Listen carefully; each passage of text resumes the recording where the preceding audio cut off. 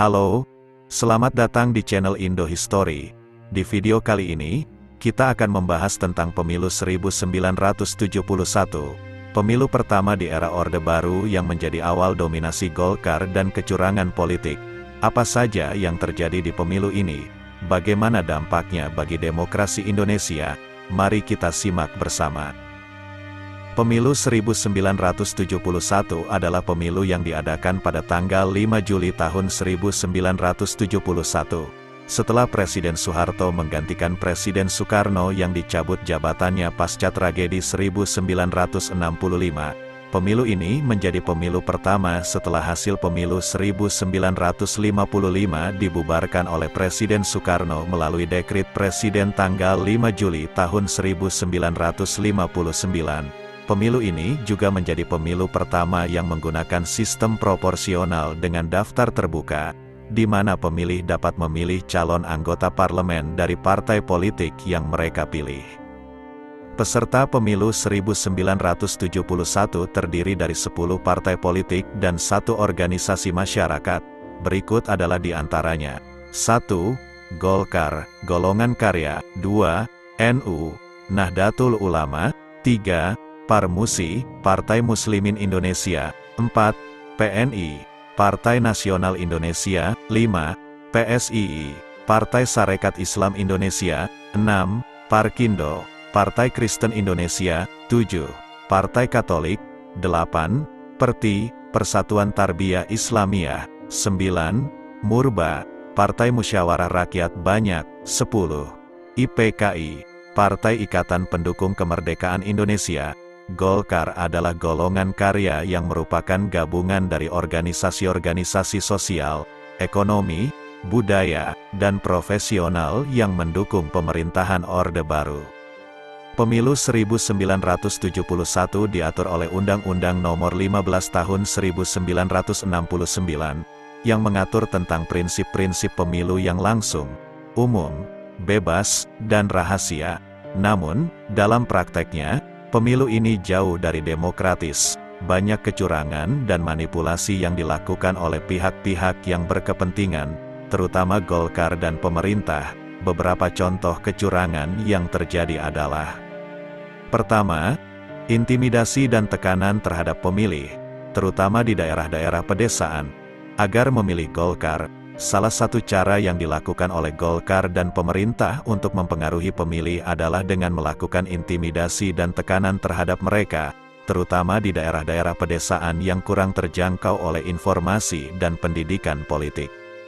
Kedua, pemalsuan dan penggelembungan suara untuk Golkar, baik oleh panitia pemilu maupun oleh aparat keamanan. Cara lain yang dilakukan oleh Golkar dan pemerintah untuk memenangkan pemilu adalah dengan melakukan pemalsuan dan penggelembungan suara untuk Golkar, baik oleh panitia pemilu maupun oleh aparat keamanan.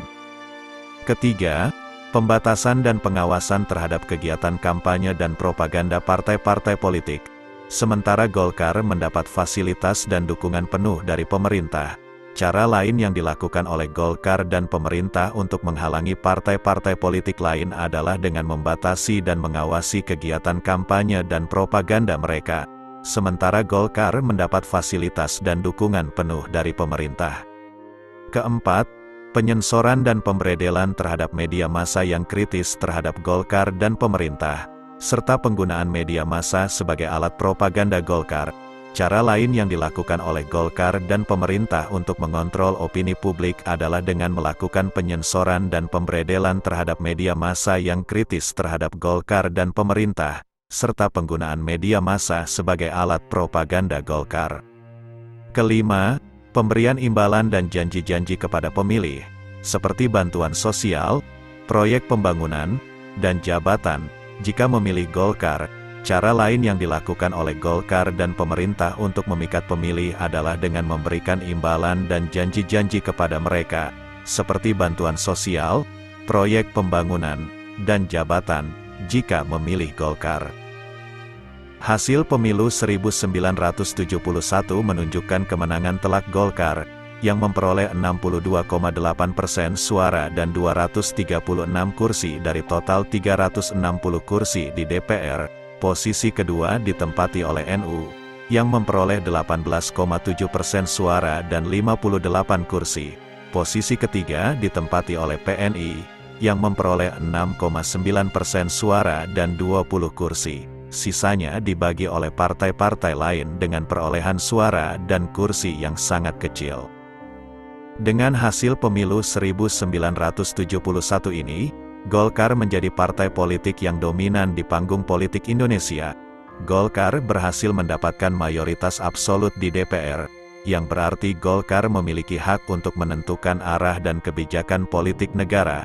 Golkar juga memiliki pengaruh besar di lembaga-lembaga negara lainnya, seperti MPR, DPA, MA, MK, BPK, dan lain-lain. Golkar juga memiliki jaringan luas di seluruh Indonesia, melalui organisasi-organisasi bawahan, mitra, atau simpatisan Golkar. Golkar juga memiliki dukungan kuat dari militer, birokrasi, dan pengusaha, yang merupakan pilar-pilar utama Orde Baru. Dengan demikian, Golkar menjadi partai politik yang dominan dan berkuasa di Indonesia. Golkar menjadi mesin politik utama Orde Baru yang selalu melanggengkan Soeharto di kursi kepresidenan. Golkar menjadi alat untuk mempertahankan dan memperkuat kedudukan Soeharto sebagai presiden seumur hidup. Golkar juga selalu mengamankan suara-suaranya untuk Soeharto dalam setiap sidang MPR, dan memastikan bahwa tidak ada usulan atau tuntutan untuk mengganti atau mengkritik Soeharto. Golkar juga selalu membela dan membenarkan segala tindakan dan kebijakan Soeharto, dan memastikan bahwa tidak ada oposisi atau resistensi yang bisa mengancam atau mengganggu Soeharto. Dengan demikian, Golkar menjadi mesin politik utama Orde Baru yang selalu melanggengkan Soeharto di kursi kepresidenan. Golkar juga menjadi alat untuk mengendalikan dan menyelesaikan konflik politik di dalam negeri. Golkar menjadi alat untuk menyeragamkan dan menstabilkan politik Indonesia, dengan menghapus atau menekan segala bentuk perbedaan atau perselisihan politik di dalam negeri. Golkar juga menjadi alat untuk menyelesaikan atau menutupi segala bentuk masalah atau skandal politik di dalam negeri, dengan menggunakan cara-cara yang otoriter atau koruptif. Golkar juga menjadi alat untuk menangkal atau menumpas segala bentuk ancaman atau tantangan politik di dalam negeri, dengan menggunakan cara-cara yang represif atau kekerasan. Dengan demikian, Golkar menjadi alat untuk mengendalikan dan menyelesaikan konflik politik di dalam negeri. Golkar menjadi partai yang tidak bisa disaingi oleh partai-partai lain, terlebih setelah dilakukan fusi menjadi hanya 3 peserta saja dalam pemilu-pemilu berikutnya. Golkar menjadi partai yang tidak memiliki lawan yang sepadan di panggung politik Indonesia, karena partai-partai lain sangat lemah, terpecah, atau tergantung pada Golkar. Golkar juga menjadi partai yang tidak memiliki saingan yang setara di pemilu-pemilu berikutnya, karena pemilu-pemilu tersebut sangat tidak demokratis, tidak adil, dan tidak jujur. Golkar juga menjadi partai yang tidak memiliki pesaing yang sebanding di sistem politik Indonesia, karena sistem politik tersebut sangat tidak pluralis, tidak inklusif, dan tidak partisipatif. Dengan demikian, Golkar menjadi partai yang tidak bisa disaingi oleh partai-partai lain, terlebih setelah dilakukan fusi menjadi hanya 3 peserta saja dalam pemilu-pemilu berikutnya. Pemilu 1971 juga menjadi awal dari kemunduran demokrasi di Indonesia. Pemilu ini menunjukkan bahwa pemilu tidak lagi menjadi sarana untuk mengekspresikan aspirasi dan kehendak rakyat, melainkan menjadi alat untuk mempertahankan kekuasaan dan kepentingan elit politik.